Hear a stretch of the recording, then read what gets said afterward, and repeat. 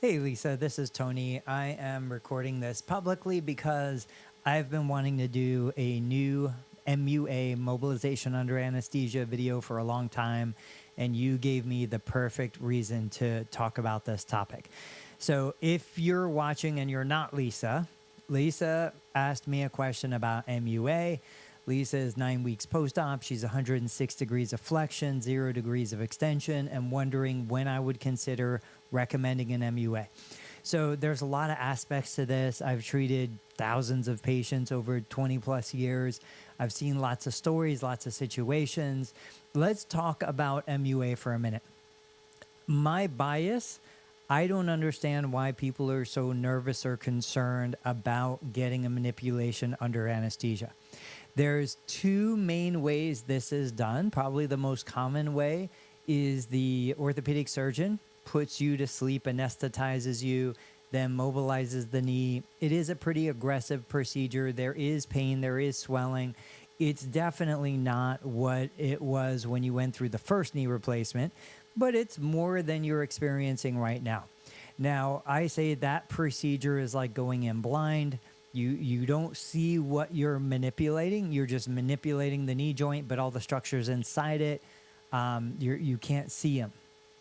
A little more, to me, a preferential way to do it is with arthroscopic surgery. Now, I understand this is the surgeon's choice. It's not my choice.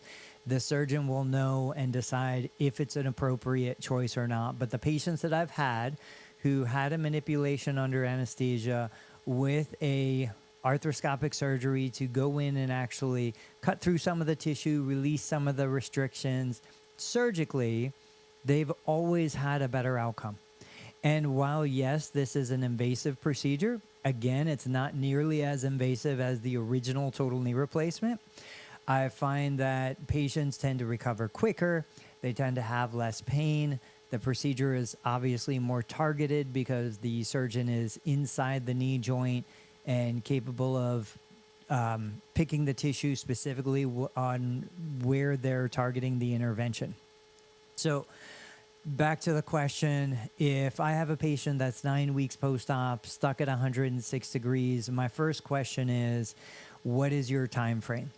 Do you have something that is coming up that requires you to have more than 106 degrees of flexion?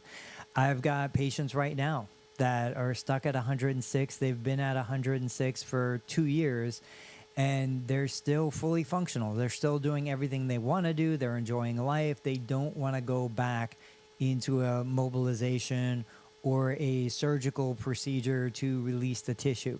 They're just going to keep working on what they have, trying to maintain or improve what they have. But even if it never gets better, they are content with where they are.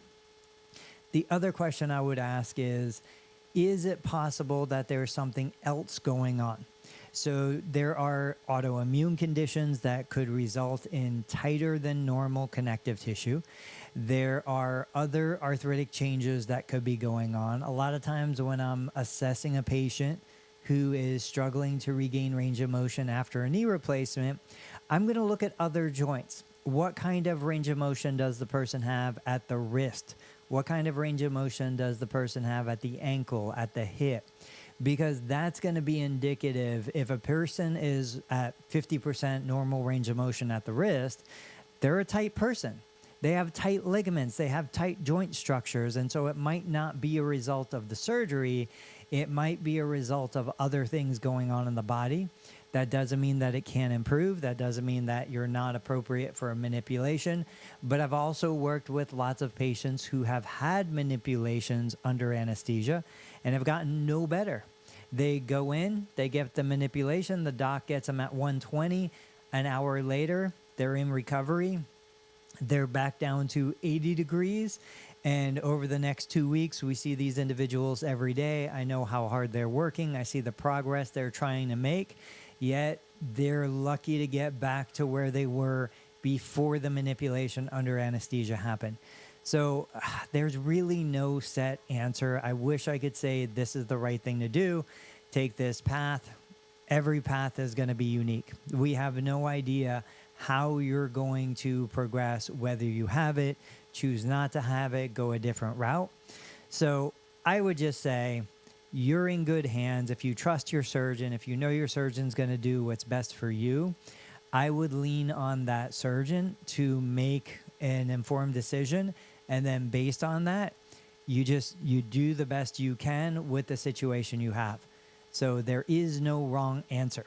You choose to do it, awesome. You choose not to do it, awesome. You choose to do manipulation with the surgical intervention, awesome. If you do the manipulation, I would recommend considering a CPM, continuous passive range of motion machine. The reason why I say that is typically surgeons are not prescribing CPMs. Insurance companies do typically cover the cost, especially Medicare. Medicare still pays for them. The reason why surgeons don't usually recommend them is because they're not universally necessary. And a lot of times patients give up time doing more functional things to spend time on the CPM, which really isn't very functional.